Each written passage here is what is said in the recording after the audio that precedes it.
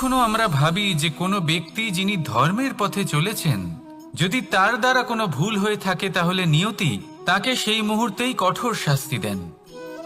কিন্তু সেই সব মানুষ যারা সংসারের সবথেকে বড় অধর্মী, বহু নিকৃষ্ট মানের কাজ করেন, তাদের নিয়তি অনেক সুযোগ দেন।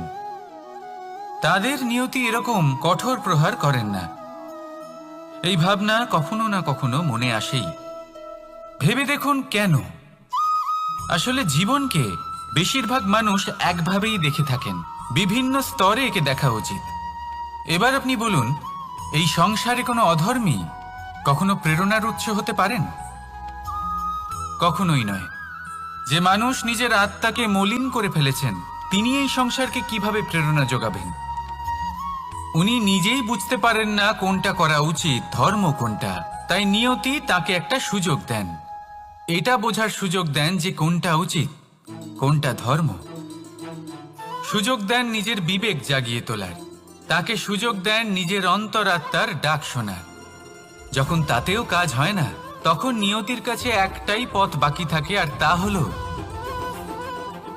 মহাবিনাশ। মহাবিনাশ হয়তো দেরিতেই আসতে পারে, কিন্তু তা অবশ্যই আসবে। আর যখন মহাবিনাশ আসে, তখন মহাবিনাশের যন্ত্রণা সমগ্র মানব জীবনের যন্ত্রণার থেকে অনেক বেশি হয়। এই কথাটা সবসময় মনে রাখবেন। আর অন্যদিকে যে মানুষ ধর্মের পথে চলছেন, তার দ্বারা যদি কোনো ভুল হয়ে থাকে, তখন নিয়তি তার পরীক্ষা নেন। কিছুক্ষণের জন্য মানুষের মনে হতে পারে নিয়তি তাকে কঠোর শাস্তি দিয়েছেন, কিন্তু সময়ের সাথে আমরা সবাই দেখি যে যখন সেই মানুষ সেই পরীক্ষায় উত্তীর্ণ হন, এই সমস্ত সংসারের জন্য প্রেরণার উৎস হয়ে ওঠেন। অর্থাৎ নিয়তি প্রত্যেক মানুষকে তার কর্ম অনুসারে উচিত ফলও দেন, উচিত শাস্তিও দেন। পার্থক্য হলো শুধুমাত্র সময় আর আপনার দৃষ্টিভঙ্গির। তাই ধর্মের পথে চলুন আর আমার সাথে ভালোবেসে বলুন, রাধা রাধা। দ্বিধাবোধ। অনেক সময় আমরা জীবনে সেই বাঁকে এসে পৌঁছই যেখানে আমরা বুঝতেই পারি না যে এবার কোন দিক নির্বাচন করা উচিত। কখনো এদিকে যাওয়া উচিত মনে হয়, কখনো ওদিকে যাওয়া উচিত মনে হয়, কখনো দুদিকেই যাওয়া প্রয়োজনীয় বলে মনে হয়, কিন্তু তা তো সম্ভব নয়। কখনো কখনো এটা মনে হয় যে এখানেই থেমে যাওয়া ভালো, কোথাও না যাওয়াই শ্রেয়। এবার একেই তো দ্বিধাবোধ বলে। সংসারে এমন কোনো দ্বিধা নেই যার সমাধান সম্ভব নয়। এই দ্বিধাবোধ স্বাভাবিক। আর আপনার এই দ্বিধাকে আমি একটু সরল করে দিই। দ্বিধাগ্রস্ত হয়ে নির্বাচন করলে তখন এটা মাথায় নিয়ে করবেন যে আপনার এই নির্বাচনের ফলে এই সংসারের ওপর, এই সমাজের ওপর কি প্রভাব পড়তে পারে। নিজের লাভ ক্ষতির বিষয়ে ভাবা ছেড়ে দিন আর কর্ম করুন সংসারের মঙ্গলের জন্য, আগামী প্রজন্মের মঙ্গলের জন্য। ভাবুন আপনার এই নির্বাচনের জন্য কিভাবে তাদের জীবনের উদ্ধার সম্ভব। কারণ এই ভাবনাই হলো উচিত ভাবনা। কারণ অনেক সময় ওষুধ একটু কড়া মনে হতেই পারে, কিন্তু এই ওষুধই তো রোগ মুক্তি ঘটায়। সেইভাবে আপনাকেও এই দ্বিধার মুহূর্তে কঠিন নির্বাচন করতে হতে পারে। এই কঠিন নির্বাচন জীবনে কঠিন পরিস্থিতিও আনতে পারে, কিন্তু যদি এই নির্বাচন ধর্মসঙ্গত হয়, যদি এর দ্বারা সংসারের মঙ্গল হয়, তাহলে এই নির্বাচনই হলো সঠিক নির্বাচন। আসুন আমার সাথে ভালোবেসে বলুন, রাধা রাধা। মানুষ নানান ধরনের বাসনা পোষণ করেন, তাদের নানান ইচ্ছে থাকে, অভিলাষা থাকে, নানান কামনা করতে থাকেন, স্বপ্ন দেখেন, প্রার্থনা করেন যেন তা সফল হয়, নিজের সম্পন্নতা কামনা করেন, আর শেষে নিরাশ হয়ে যান কারণ এসব কিছুই পান না। আপনাকে একটা ছোট্ট উদাহরণ দিই। জঙ্গলের রাজা কাকে বলা হয়? সিংহকে। এবার যেহেতু সিংহ বনের রাজা, তাই হরিণ তো তার কাছে এসে এটা বলতে পারে না যে আপনি হলেন বনের রাজা, তাই আপনি আমাকে মেরে ফেলুন, আমাকে খেয়ে ফেলুন আর নিজের ক্ষুধা নিবারণ করুন। এমন তো হয় না। সিংহ যতই বনের রাজা হোক, তাকেও পরিশ্রম অবশ্যই করতে হয়, তবেই তার ক্ষুধা নিবারণ হয়। সেইভাবেই আপনার সমস্ত স্বপ্ন, আপনার সমস্ত ইচ্ছে, আপনার সমস্ত অভিলাষা, সমস্ত আকাঙ্ক্ষা পূরণ হবেই, অবশ্যই হবে, পরিশ্রমের দ্বারা। শুধু ভাবলেই হবে না। তাহলে আপনিও জীবনে পরিশ্রম করুন, নিজের সমস্ত স্বপ্ন পূরণ করুন, আর আমার সাথে ভালোবেসে বলুন, রাধা রাধা। আপনি কি কখনো কোনো উঁচু পর্বতের শিখরে পৌঁছতে পেরেছেন? যদি পৌঁছে থাকেন বা যদি আপনি কোনো উঁচু পর্বতের শিখরে যান, তাহলে ভালো করে দেখবেন, আপনি যত উঁচুতে অগ্রসর হতে থাকবেন আস্তে আস্তে সমস্ত বনস্পতি বিলুপ্ত হতে থাকে। তারপরে সমস্ত গাছপালা, পশু পাখি সব বিলুপ্ত হতে থাকে। শেষ পর্যন্ত সেই শিখরে থেকে যায় শুধুমাত্র শান্তি, নীরবতা। আমাদের মানুষের সাথেও এটাই হয়। মানুষ যখন আত্মবিকাশের পথে অগ্রসর হতে থাকে এবং নিজের জীবনের শিখরে পৌঁছতে চায়, তখন তার একা থাকা অত্যন্ত প্রয়োজনীয় হয়। আর তাকে তখন ত্যাগ করতে হয় নিজের সুখ স্বাচ্ছন্দ্য, নিজের সম্পত্তি, নিজের সমৃদ্ধি, নিজের সৌন্দর্য।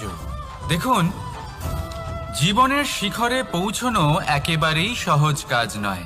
এ হলো অত্যন্ত দুর্গম এক পথ। কিন্তু যদি আপনি সেখানে পৌঁছতে চান, তাহলে আপনাকে ত্যাগের প্রবৃত্তি জাগিয়ে তুলতে হবে।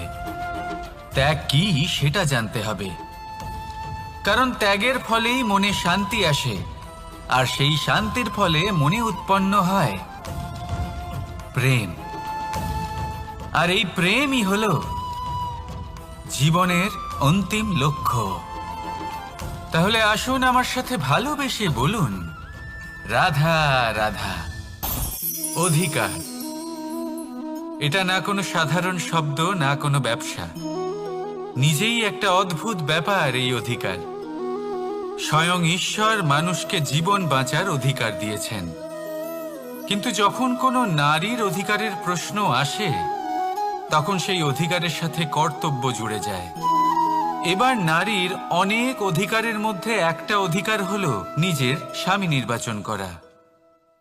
নির্বাচন করা কে হবে তার অর্ধাঙ্গ, এমন একজন ব্যক্তি নির্বাচন করা যিনি নিজের সাথে, নিজের স্ত্রীর সাথে, সমগ্র পরিবারের সাথে এই সমগ্র সমাজের পরিস্থিতিকে উন্নত করতে পারেন।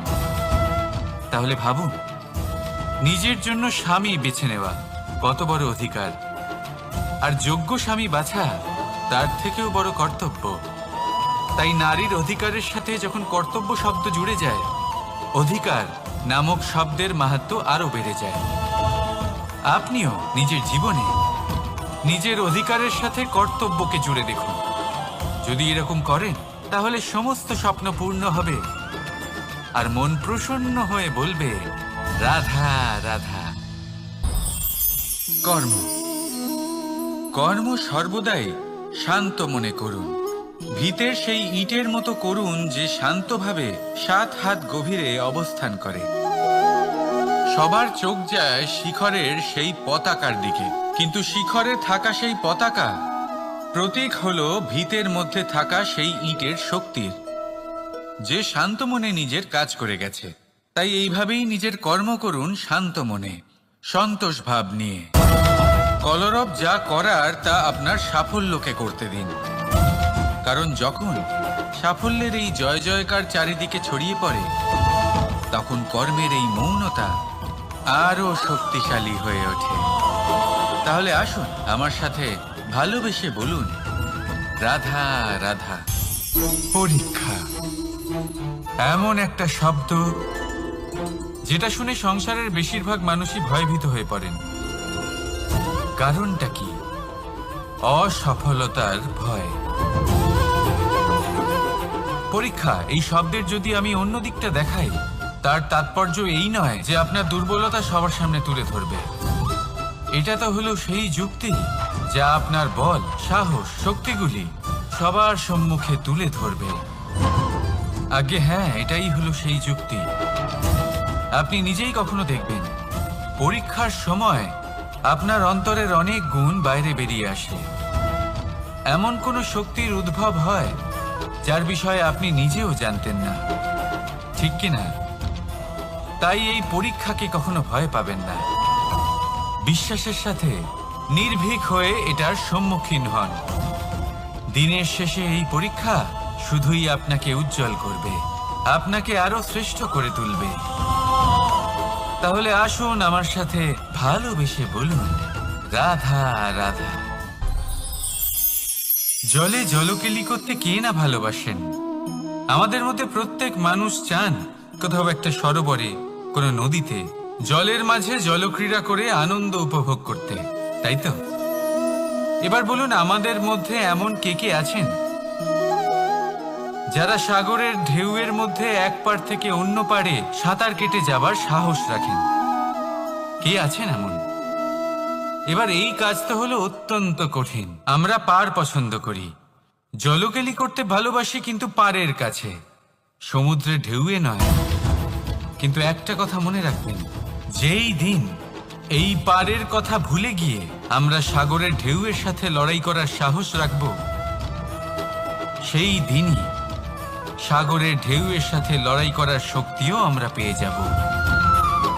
পার আমাদের অত্যন্ত প্রিয়, আমাদের সুরক্ষিত রাখে, কিন্তু এটা আমাদের দুর্বল করে তোলে।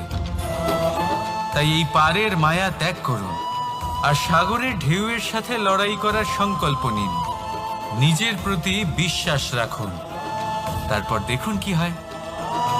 সফলতার শিখরে আপনার এই জীবন পৌঁছবে আর ভালোবেসে বলবে, রাধা রাধা। মানুষ যখনই নিজের জীবনে নতুন কিছু করতে যায় তখন ভয়ভীত হয়ে থাকে, ভাবে যদি আমি অসফল হই তাহলে কি হবে, কে কি ভাববে, কেউ আমাকে দেখে হাসবে কিনা। যদি আমি আমার মতামত দিই তাহলে বলবো, এইসব পরীক্ষার সম্মুখীন হতে কখনো ভয় পাবেন না, কারণ যাই হোক না কেন পরিণাম দুটোই হতে পারে। একটা হয় আপনি জিতে যাবেন, দ্বিতীয় পরিণাম আপনি হেরে যাবেন। খুব সোজা। যদি জিততে পারেন আপনি সবাইকে নেতৃত্ব দিতে পারবেন, কিন্তু যদি আপনি হেরে যান তাহলে আপনার কাছে সেই অভিজ্ঞতা থাকবে যা দিয়ে আপনি আগামী প্রজন্মের পথপ্রদর্শক হবেন। এবার ভাবুন, এই অভিজ্ঞতা দ্বারা আপনি কাউকে সাহায্য করছেন যা দিয়ে সে নিজের স্বপ্ন পূরণ করতে পারবে।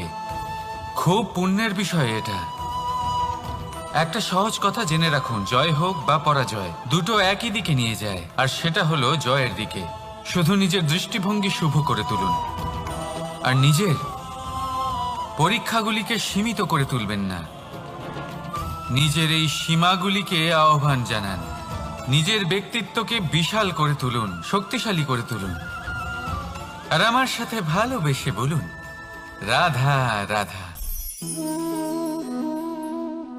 এই সম্পর্ক হলো গুরু এবং শিষ্যের। গুরু হলেন ধনুকের সেই প্রত্যঞ্চার মতো যিনি নিজেকে পেছনে রেখে শিষ্যকে তার গন্তব্যের দিকে এগিয়ে দেন, তাকে নিজের লক্ষ্য ভেদ করতে দেন আর সর্বদাই কঠোর হয়ে থাকেন যাতে শিষ্য কখনোই নিজের লক্ষ্যচ্যুত না হয়। ধন্য হলেন এমন গুরু যারা শিষ্যকে নিজের গন্তব্যে পৌঁছেও দেন এবং তার সব কৃতিত্ব তাকেই দেন, নিজের শিষ্যকে, নিজের বাণকে।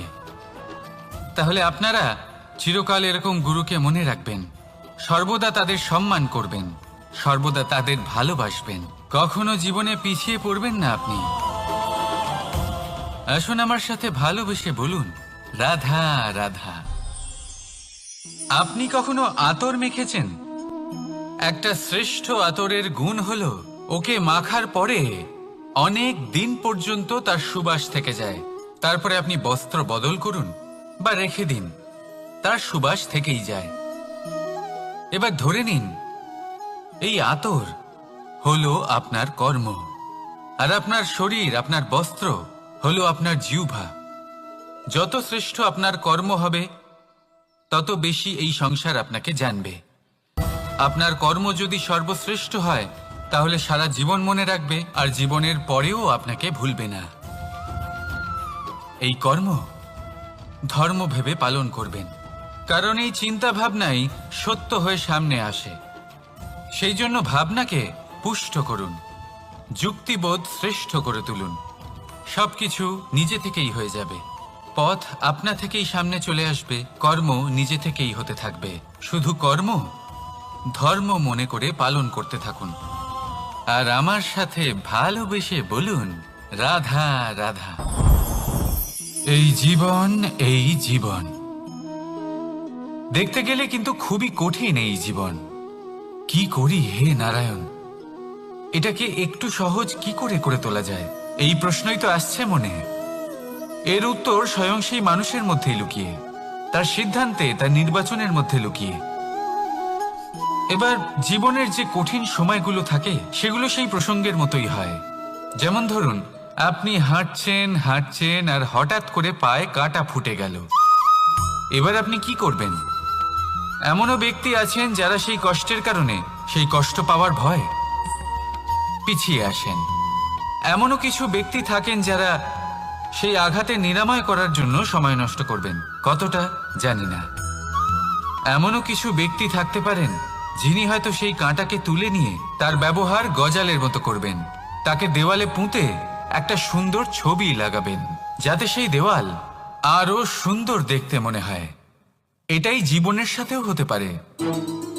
এবার দেখুন, জীবন হলো কঠিন নাকি অত্যন্ত কঠিন সেটা গুরুত্বপূর্ণ নয়, সেটাকে সরল করার জন্য আপনি কি করছেন সেটা গুরুত্বপূর্ণ।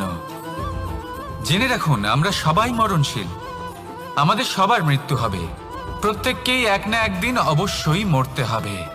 এবার যখন সেটা হতেই চলেছে, তাহলে ভয় কেন পাবো, চিন্তা কেন করব? দুশ্চিন্তা করলে কি এর সমাধান হয়ে যাবে? কখনোই নয়। যা প্রারব্ধ তা হবেই। তাই জীবন এই কিছুক্ষণ আপনাকে বাঁচার জন্য দিয়েছে, তা বাঁচতে শুরু করে দিন। জীবনে যা পরিস্থিতি আসুক তা ধন্যাত্মক দৃষ্টিভঙ্গি দিয়ে দেখা শুরু করুন। এটা যদি আপনি শিখে নিতে পারেন, তাহলে আপনার এই জীবন সুখ ও প্রসন্নতা দ্বারা ভরে উঠবে। আর এই প্রসন্নতাই আপনি বলবেন, রাধা রাধা। বৃষ্টির জল যখন মেঘের দ্বারা টিপ টিপ করে ঝরে পড়ে তখন কি ভালো লাগে, তাই না? শুধু যে এই আবহাওয়া ভালো করে তোলে তাই নয়, এই মাটিতে সমাহিত হয়ে একটা অত্যন্ত সুন্দর গন্ধ উৎপন্ন করে। এই লতা পাতা, এই বৃক্ষ এদের জীবন দান করে, এদের পুষ্ট করে তোলে, আর তার সাথে অনেক জীবের কল্যাণ করে। কিন্তু ভাবুন, যখন বজ্রপাত হয় তখন কি হয়? এই সমস্ত জলের ফোঁটা অনিয়ন্ত্রিত হয়ে যায়, একটা ভয়ানক বন্যার রূপ নিয়ে নেয়, যা শুধুমাত্র মহাবিনাশ করে। এর সারমর্ম কি? এর সারমর্ম হলো কর্ম করুন, কিন্তু তার নিয়ন্ত্রণ রেখে। যদি আপনি নিয়ন্ত্রণে না থাকেন, তাহলে আপনিও জীবনরূপী এই বর্ষার পরিবর্তে ভয়ানক বন্যার রূপ ধারণ করবেন। এবার বিকাশ ঘটাবেন নাকি বিনাশ, সিদ্ধান্ত হলো আপনার। যদি বিকাশ ঘটাতে চান, তাহলে নিজের কর্মের সাথে সাথে নিজের মনকেও নিয়ন্ত্রণ করতে শিখুন। এই মনকে সংযত করুন, একে নিয়ন্ত্রণে রাখুন, নিজের কর্মকে নিয়ন্ত্রণে রাখুন, ভারসাম্য বজায় রাখুন। আর আমার সাথে ভালোবেসে বলুন, রাধা রাধা। কখনো ঘোড়া আর তার ঘোড়সওয়ারিকে দেখেছেন? ঘোড়ার ডান এবং বাম দিকে যেন একটা পর্দা লাগানো থাকে। তার কারণ কি? যাতে ঘোড়া অন্য কোনো দিকে দেখতে না পায়, শুধুমাত্র সামনে দেখে আর সেই দিকেই এগোতে থাকে। বলতে গেলে এটা খুব সাধারণ ব্যাপার, কিন্তু এর পেছনে খুব বড় এক বিজ্ঞান লুকিয়ে রয়েছে। আপনি যদি জীবনে নিজের লক্ষ্যে পৌঁছতে চান, তাহলে আপনাকে এদিক ওদিক তাকানো বন্ধ করতে হবে, শুধু সামনে নিজের লক্ষ্যের দিকে তাকিয়ে থাকতে হবে। তখনই জীবনে সাফল্য লাভ করবেন। ঘোড়া তো শুধুমাত্র এক পশু, তার উপরে লাগাম পরাতে হয়, চোখের ডান এবং বাম দিকে পর্দা পরিয়ে দেওয়া হয়। আপনি হলেন মানুষ, আপনাকে লাগাম কে পরাবে? কেউ না। এটা আপনাকে নিজেকেই করতে হবে। মনের গভীরে প্রবেশ করুন আর আবেগগুলিকে লাগাম পরান, তাদের নিয়ন্ত্রণ করতে শিখুন। আর নিজের দৃষ্টি সামনে, শুধু নিজের লক্ষ্যের দিকে। মনে রাখবেন, যদি আপনার দৃষ্টি শুধুমাত্র নিজের লক্ষ্যে থাকে, তাহলে লক্ষ্য ভেদ অবশ্যই করবেন। যদি একাগ্রতা এদিক ওদিক চলে যায়, তাহলে লক্ষ্য হারিয়ে যাবে। রাধা রাধা। যথা রাজা তথা প্রজা, যথা বীজ তথা বৃক্ষ, যথা ভূমি তথা অঙ্কুর। কি সুন্দর শব্দ এগুলি! আর যতটাই সুন্দর ততটাই গভীর হলো তার অর্থ। যেমন রাজা হবেন, প্রজা তেমনই হবেন। যেমন ভূমি হবে, অঙ্কুরও তেমনই হবে। কখনো গভীরে গিয়ে এই কথার অর্থ বোঝার চেষ্টা করেছেন আপনি? রাজা এই শব্দের মূল হল রজ। রজ কথার অর্থ হল মাটি। অর্থাৎ রাজা হলেন তিনি যিনি মাটির সাথে যুক্ত। রাজা হলেন তিনি যিনি প্রজাদের সম্মান করবেন, তাদের যত্ন নেবেন, তাদের চোখে জল দেখলেই চিন্তিত হয়ে উঠবেন, তাদের অশ্রু মোছার জন্য সমস্ত সম্ভাব্য চেষ্টা করবেন, তাদের সুখী রাখার জন্য সমস্ত চেষ্টা করবেন। রাজা এরকম হয়। এবার এই সমস্ত গুণ যদি একজন রাজার মধ্যে না থাকে, তাহলে প্রজার মধ্যে অসন্তোষ দেখা যায়। আর এই অসন্তোষ বিদ্রোহের রূপ নেয়। আর এই বিদ্রোহ যে কোনো রূপেই হলো বিনাশকারী। তাহলে রাজার উচিত প্রজাদের রক্ষা করা, এবং প্রজাদেরও উচিত রাজার প্রতি বিশ্বাস রাখা, তার অনুকরণ করা। এই দুজন যখন এক হবেন, তখনই শাসন স্থির হবে, তখনই এই দেশ নিয়ন্ত্রণে থাকবে। যদি দুজনের মধ্যে কোনো একজন নিয়ন্ত্রণ হারান, তখন মহা বিনাশ অবশ্যই হবে। তাহলে রাজা নিজের কর্ম করবেন আর প্রজা নিজের ধর্ম পালন করবেন, আর আমার সাথে ভালোবেসে বলবেন রাধা রাধা। এই বৃক্ষ দেখতে পাচ্ছেন, বটবৃক্ষ। এই সংসারের সব থেকে বড় বৃক্ষের মধ্যে অন্যতম। কি না করে এই বৃক্ষ! অনেক বছর ধরে বেঁচে থাকে এই বৃক্ষ। এই বৃক্ষ সর্বদাই বাড়তে থাকে। কত পশু পাখিদের এই বৃক্ষ আশ্রয় প্রদান করে। পথ চলতি পথচারীদের এই বৃক্ষ ছায়া প্রদান করে, আশ্রয় প্রদান করে, বিশ্রাম করার জায়গা দেয়, শীতল ছায়া দেয়। বটবৃক্ষ সংসারের সব থেকে বড় বৃক্ষদের মধ্যে একটা বৃক্ষ। এই বৃক্ষের বীজ সর্ষে দানার থেকেও ছোট হয়, কিন্তু তা মাটির মধ্যে সমাহিত হয়ে যায়, নিজের খোলসকে ভেঙে প্রথমবার অঙ্কুরিত হয়। আর তারপরে আস্তে আস্তে আস্তে একটা ছোট্ট বীজ একটা বিশাল বটবৃক্ষে পরিণত হয়। জীবনে যদি সাফল্য পেতে চান, তাহলে এইভাবেই এগোতে হবে। ছোট ছোট পদক্ষেপের দ্বারা এই পথ চলা শুরু করতে হবে। সেই জন্য ছোট কাজ করতে কখনো সংকোচ করবেন না, ছোট কাজ করতে কখনো লজ্জা পাবেন না। যদি এই ছোট ছোট কাজ পূর্ণ নিষ্ঠা দিয়ে, পূর্ণ মনোযোগ দিয়ে, সততার সাথে করতে পারেন, তাহলে এই ছোট কাজের আকার বাড়তে থাকবে। তাই কাজগুলিকে কাজের মতোই দেখতে শুরু করুন। ছোট কাজ বা বড় কাজ এরকম ভাববেন না। তাহলে কর্ম করতে থাকুন। জীবনে আপনার অস্তিত্ব বটবৃক্ষের থেকেও বড় করে তুলুন। তাহলে আসুন আর আমার সাথে ভালোবেসে বলুন রাধা রাধা। ভগবান আর ভুল, এই দুই একই অক্ষর দিয়ে শুরু হয়। শুধু তাই নয়, এদের দুজনের রাশিও সমান। এবারে আপনারা বলবেন যে ভগবান, ভুল, এদের মধ্যে কিভাবে মিল থাকতে পারে? অনেক বড় মিল আছে। না শুধু এ এক অক্ষর দিয়ে শুরু হয়, বরং এদের বিজয় মন্ত্রটাও এক। ভগবানকে মানুন, তাকে বিশ্বাস করুন, তাকে স্বীকার করুন। এটা করলে মনের দৃষ্টি থেকে ভগবানকে দেখা যায়, আর উনি আপনাকে সমৃদ্ধ করে তোলেন। ভুলের সাথেও এটাই ঘটে। নিজের ভুল স্বয়ং মেনে নিলে, স্বীকার করে নিলে, সব কিছুই স্পষ্টভাবে দেখতে পাবেন। যেদিন থেকে আপনি নিজের ভুল মেনে নিতে শিখবেন, সেদিন থেকে সেই ভুল শোধরানোর প্রক্রিয়াও শুরু হয়ে যাবে। আপনি বুঝে যাবেন নিজের ভুল কিভাবে শোধরাতে হয়। তাই মনে রাখবেন, নিজেকে শ্রেষ্ঠ করে তোলার জন্য নিজের ভুল স্বীকার করা অত্যন্ত প্রয়োজনীয়। এই জীবনে শান্তি আনার জন্য ঈশ্বরকে মেনে নেওয়াও অত্যন্ত প্রয়োজনীয়। সবসময় নিজের গুণ এবং নিজের দোষ মনে রাখবেন। আজীবন সুখী থাকবেন। রাধা রাধা। আমরা সব সময় চাই যে এই সংসার আমাদের জ্ঞানী বলবে, বুদ্ধিমান বলবে, বুঝদার বলবে, কিন্তু মূর্খ মূর্খ যেন কেউ না বলে। মূর্খ শব্দটা আমরা কেউ শুনতে চাই না, দূরে পালাতে থাকি। কিন্তু একটা সত্যি সবার কাছে অজানা, যে মূর্খ হওয়া হলো বুদ্ধিমান হওয়ার দিকে সর্বপ্রথম পদক্ষেপ।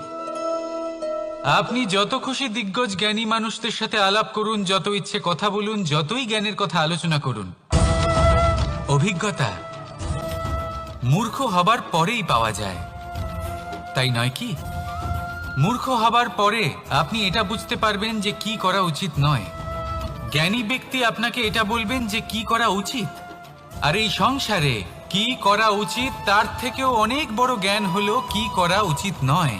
সেই জন্য সব সময় মনে রাখবেন, আপনার করা কিছু ভুল, আপনাকে যদি কেউ মূর্খ বানিয়ে থাকে, ছল চাতুরি করে থাকে, তাহলে কোনো ব্যাপার নয়। এটা শেষ পর্যন্ত আপনাকে আরো বুদ্ধিমান করে তুলবে।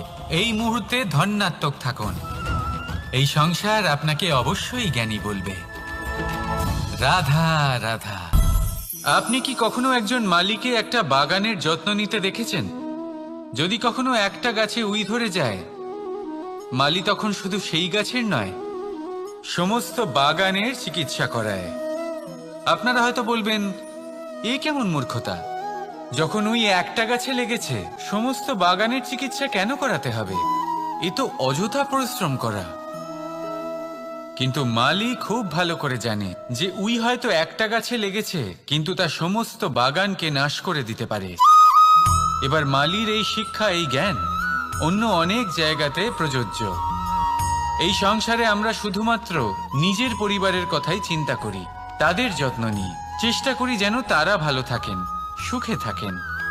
আর সেই সময় এই সমাজের কিছু বিরোধী মনোভাব এই সমাজকে গ্রাস করে ফেলে, এই সমাজকে নষ্ট করে ফেলে, কিন্তু আমাদের নজর শুধু আমাদের পরিবারে থাকে।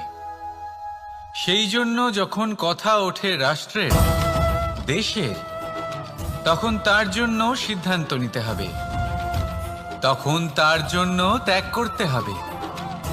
আর মনে রাখবেন, যে সমস্যায় আসুক তার সমাধান পূর্ণরূপে বাঞ্ছনীয়। এই সংসারে প্রত্যেক ব্যক্তি যদি নিজের পরিবারেরও খেয়াল রাখেন এবং সমাজেরও খেয়াল রাখেন এবং সঠিকভাবে এই দেশেরও খেয়াল রাখেন, তবেই এই দেশ সম্পন্ন হতে পারবে। তাহলে আপনিও সেই প্রয়াস করুন আর আমার সাথে ভালোবেসে বলুন, রাধা রাধা। কথায় বলা হয়, জীবনে ভালোবাসাই হলো সুখের মূল। এটা সত্য। এবার প্রশ্ন হলো এটাই যে এই ভালোবাসা কার সাথে করা উচিত। যদি আপনি কিছুক্ষণের জন্য সুখ পেতে চান, তাহলে ভালোবাসুন নিজের রুচি মতো। যদি আপনি কিছুদিনের জন্য সুখ পেতে চান, ভালোবাসুন নিজের বন্ধুদের। যদি আপনি কয়েক মাসের জন্য, কয়েক বছর বা অনেক বছরের জন্য সুখী হতে চান, তাহলে ভালোবাসুন নিজের পরিবারকে, মাতা পিতা, নিজের সন্তান, স্বামী স্ত্রী, নিজের আত্মীয়দের। কিন্তু যদি আপনি চিরকালের জন্য সুখী হতে চান, তাহলে ভালোবাসতে হবে শুধু নিজের কর্মগুলিকে। কারণ সম্পর্ক যেমনই হোক না কেন, কখনো না কখনো ভেঙে যাবেই। এই সংসার হলো এমনই যে যাদের সঙ্গ আমরা পাই, তাদের সঙ্গ একদিন ত্যাগ করতে হয়। শুধু কর্মই হলো এমন এক সঙ্গ যা কখনো আপনাকে ত্যাগ করবে না। আপনার মৃত্যুর পরেও এই কর্ম আপনাকে বাঁচিয়ে রাখবে। তাই সবসময় মনে রাখবেন, এই কর্ম ধর্ম মনে করে পালন করা উচিত। জীবনের শেষ মুহূর্ত পর্যন্ত কর্মকে ভালোবাসুন, জীবনের শেষ মুহূর্ত পর্যন্ত সুখে থাকবেন। আর আমি তো সবসময় বলি, শুধু কর্ম করতে থাকো, ফলের চিন্তা করো না। তাহলে আসুন আর আমার সাথে ভালোবেসে বলুন, রাধা রাধা। কখনো কখনো আমরা ভাবি যে কোনো ব্যক্তি যিনি ধর্মের পথে চলেছেন, যদি তার দ্বারা কোনো ভুল হয়ে থাকে, তাহলে নিয়তি তাকে সেই মুহূর্তেই কঠোর শাস্তি দেন। কিন্তু সেই সব মানুষ যারা সংসারের সব থেকে বড় অধর্মী, বহু নিকৃষ্ট মানের কাজ করেন, তাদের নিয়তি অনেক সুযোগ দেন। তাদের নিয়তি এরকম কঠোর প্রহার করেন না। এই ভাবনা কখনো না কখনো মনে আসেই। ভেবে দেখুন কেন? আসলে জীবনকে বেশিরভাগ মানুষ একভাবেই দেখে থাকেন, বিভিন্ন স্তরে একে দেখা উচিত। এবার আপনি বলুন, এই সংসারে কোনো অধর্মী কখনো প্রেরণার উৎস হতে পারেন? কখনোই নয়। যে মানুষ নিজের আত্মাকে মলিন করে ফেলেছেন, তিনি এই সংসারকে কিভাবে প্রেরণা যোগাবেন? উনি নিজেই বুঝতে পারেন না কোনটা করা উচিত, ধর্ম কোনটা। তাই নিয়তি তাকে একটা সুযোগ দেন, এটা বোঝার সুযোগ দেন যে কোনটা উচিত, কোনটা ধর্ম। সুযোগ দেন নিজের বিবেক জাগিয়ে তোলার, তাকে সুযোগ দেন নিজের অন্তরাত্মার ডাক শোনার। যখন তাতেও কাজ হয় না, তখন নিয়তির কাছে একটাই পথ বাকি থাকে, আর তা হল মহাবিনাশ। মহাবিনাশ হয়তো দেরিতেই আসতে পারে, কিন্তু তা অবশ্যই আসবে। আর যখন মহাবিনাশ আসে, তখন মহাবিনাশের যন্ত্রণা সমগ্র মানব জীবনের যন্ত্রণার থেকে অনেক বেশি হয়। এই কথাটা সবসময় মনে রাখবেন।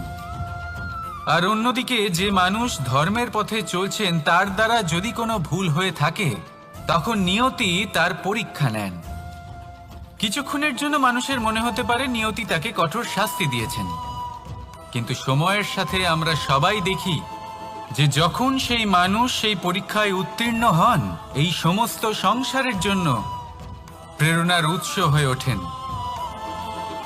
অর্থাৎ নিয়তি প্রত্যেক মানুষকে তার কর্ম অনুসারে উচিত ফলও দেন, উচিত শাস্তিও দেন। পার্থক্য হলো শুধুমাত্র সময় আর আপনার দৃষ্টিভঙ্গির। তাই ধর্মের পথে চলুন আর আমার সাথে ভালোবেসে বলুন, রাধা রাধা। দ্বিধাবোধ। অনেক সময় আমরা জীবনে সেই বাঁকে এসে পৌঁছই যেখানে আমরা বুঝতেই পারি না যে এবার কোন দিক নির্বাচন করা উচিত। কখনো এদিকে যাওয়া উচিত মনে হয়, কখনো ওদিকে যাওয়া উচিত মনে হয়, কখনো দুদিকেই যাওয়া প্রয়োজনীয় বলে মনে হয়, কিন্তু তা তো সম্ভব নয়। কখনো কখনো এটা মনে হয় যে এখানেই থেমে যাওয়া ভালো, কোথাও না যাওয়াই শ্রেয়। এবার একেই তো দ্বিধাবোধ বলে। সংসারে এমন কোনো দ্বিধা নেই যার সমাধান সম্ভব নয়। এই দ্বিধাবোধ স্বাভাবিক। আর আপনার এই দ্বিধাকে আমি একটু সরল করে দিই। দ্বিধাগ্রস্ত হয়ে নির্বাচন করলে তখন এটা মাথায় নিয়ে করবেন যে আপনার এই নির্বাচনের ফলে এই সংসারের ওপর, এই সমাজের ওপর কি প্রভাব পড়তে পারে। নিজের লাভ ক্ষতির বিষয়ে ভাবা ছেড়ে দিন আর কর্ম করুন সংসারের মঙ্গলের জন্য, আগামী প্রজন্মের মঙ্গলের জন্য। ভাবুন আপনার এই নির্বাচনের জন্য কিভাবে তাদের জীবনের উদ্ধার সম্ভব। কারণ এই ভাবনাই হলো উচিত ভাবনা। কারণ অনেক সময় ওষুধ একটু কড়া মনে হতেই পারে, কিন্তু এই ওষুধই তো রোগ মুক্তি ঘটায়। সেইভাবে আপনাকেও এই দ্বিধার মুহূর্তে কঠিন নির্বাচন করতে হতে পারে। এই কঠিন নির্বাচন জীবনে কঠিন পরিস্থিতিও আনতে পারে, কিন্তু যদি এই নির্বাচন ধর্মসঙ্গত হয়, যদি এর দ্বারা সংসারের মঙ্গল হয়, তাহলে এই নির্বাচনই হলো সঠিক নির্বাচন। আসুন আমার সাথে ভালোবেসে বলুন, রাধা রাধা। মানুষ নানান ধরনের বাসনা পোষণ করেন, তাদের নানান ইচ্ছে থাকে, অভিলাষা থাকে, নানান কামনা করতে থাকেন, স্বপ্ন দেখেন, প্রার্থনা করেন যেন তা সফল হয়, নিজের সম্পন্নতা কামনা করেন, আর শেষে নিরাশ হয়ে যান কারণ এসব কিছুই পান না। আপনাকে একটা ছোট্ট উদাহরণ দিই। জঙ্গলের রাজা কাকে বলা হয়? সিংহকে। এবার যেহেতু সিংহ বনের রাজা, তাই হরিণ তো তার কাছে এসে এটা বলতে পারে না যে আপনি হলেন বনের রাজা, তাই আপনি আমাকে মেরে ফেলুন, আমাকে খেয়ে ফেলুন আর নিজের ক্ষুধা নিবারণ করুন। এমন তো হয় না। সিংহ যতই বনের রাজা হোক, তাকেও পরিশ্রম অবশ্যই করতে হয়, তবেই তার ক্ষুধা নিবারণ হয়। সেইভাবেই আপনার সমস্ত স্বপ্ন, আপনার সমস্ত ইচ্ছে, আপনার সমস্ত অভিলাষা, সমস্ত আকাঙ্ক্ষা পূরণ হবেই, অবশ্যই হবে, পরিশ্রমের দ্বারা। শুধু ভাবলেই হবে না, তাহলে আপনিও জীবনে পরিশ্রম করুন, নিজের সমস্ত স্বপ্ন পূরণ করুন, আর আমার সাথে ভালোবেসে বলুন, রাধা রাধা। আপনি কি কখনো কোনো উঁচু পর্বতের শিখরে পৌঁছতে পেরেছেন? যদি পৌঁছে থাকেন বা যদি আপনি কোনো উঁচু পর্বতের শিখরে যান, তাহলে ভালো করে দেখবেন, আপনি যত উঁচুতে অগ্রসর হতে থাকবেন আস্তে আস্তে সমস্ত বনস্পতি বিলুপ্ত হতে থাকে। তারপরে সমস্ত গাছপালা, পশু পাখি সব বিলুপ্ত হতে থাকে। শেষ পর্যন্ত সেই শিখরে থেকে যায় শুধুমাত্র শান্তি, নীরবতা। আমাদের মানুষের সাথেও এটাই হয়। মানুষ যখন আত্মবিকাশের পথে অগ্রসর হতে থাকে এবং নিজের জীবনের শিখরে পৌঁছতে চায়, তখন তার একা থাকা অত্যন্ত প্রয়োজনীয় হয়। আর তাকে তখন ত্যাগ করতে হয় নিজের সুখ স্বাচ্ছন্দ্য, নিজের সম্পত্তি, নিজের সমৃদ্ধি, নিজের সৌন্দর্য। দেখুন, জীবনের শিখরে পৌঁছনো একেবারেই সহজ কাজ নয়। এ হলো অত্যন্ত দুর্গম এক পথ। কিন্তু যদি আপনি সেখানে পৌঁছতে চান, তাহলে আপনাকে ত্যাগের প্রবৃত্তি জাগিয়ে তুলতে হবে। ত্যাগ কি সেটা জানতে হবে, কারণ ত্যাগের ফলেই মনে শান্তি আসে, আর সেই শান্তির ফলে মনে উৎপন্ন হয় প্রেম। আর এই প্রেমই হলো জীবনের অন্তিম লক্ষ্য। তাহলে আসুন আমার সাথে ভালোবেসে বলুন, রাধা রাধা। অধিকার, এটা না কোনো সাধারণ শব্দ, না কোনো ব্যবসা, নিজেই একটা অদ্ভুত ব্যাপার এই অধিকার। স্বয়ং ঈশ্বর মানুষকে জীবন বাঁচার অধিকার দিয়েছেন। কিন্তু যখন কোনো নারীর অধিকারের প্রশ্ন আসে, তখন সেই অধিকারের সাথে কর্তব্য জুড়ে যায়। এবার নারীর অনেক অধিকারের মধ্যে একটা অধিকার হলো নিজের স্বামী নির্বাচন করা। নির্বাচন করা কে হবে তার অর্ধাঙ্গ, এমন একজন ব্যক্তি নির্বাচন করা যিনি নিজের সাথে, নিজের স্ত্রীর সাথে, সমগ্র পরিবারের সাথে এই সমগ্র সমাজের পরিস্থিতিকে উন্নত করতে পারেন। তাহলে ভাবুন, নিজের জন্য স্বামী বেছে নেওয়া কত বড় অধিকার, আর যোগ্য স্বামী বাছা তার থেকেও বড় কর্তব্য। তাই নারীর অধিকারের সাথে যখন কর্তব্য শব্দ জুড়ে যায়, অধিকার নামক শব্দের মাহাত্ম্য আরো বেড়ে যায়। আপনিও নিজের জীবনে নিজের অধিকারের সাথে কর্তব্যকে জুড়ে দেখুন।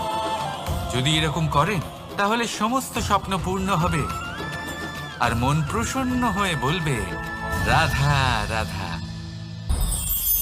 কর্ম, কর্ম সর্বদাই শান্ত মনে করুন। ভিতের সেই ইটের মতো করুন যে শান্তভাবে 7 হাত গভীরে অবস্থান করে। সবার চোখ যায় শিখরের সেই পতাকার দিকে, কিন্তু শিখরে থাকা সেই পতাকা প্রতীক হলো ভিতের মধ্যে থাকা সেই ইটের শক্তির, যে শান্ত মনে নিজের কাজ করে গেছে। তাই এইভাবেই নিজের কর্ম করুন শান্ত মনে, সন্তোষ ভাব নিয়ে। কলরব যা করার তা আপনার সাফল্যকে করতে দিন, কারণ যখন সাফল্যের এই জয় জয়কার চারিদিকে ছড়িয়ে পড়ে, তখন কর্মের এই মৌনতা আরো শক্তিশালী হয়ে ওঠে। তাহলে আসুন আমার সাথে ভালোবেসে বলুন, রাধা রাধা। পরীক্ষা এমন একটা শব্দ যেটা শুনে সংসারের বেশিরভাগ মানুষই ভয়ভীত হয়ে পড়েন। কারণটা কি?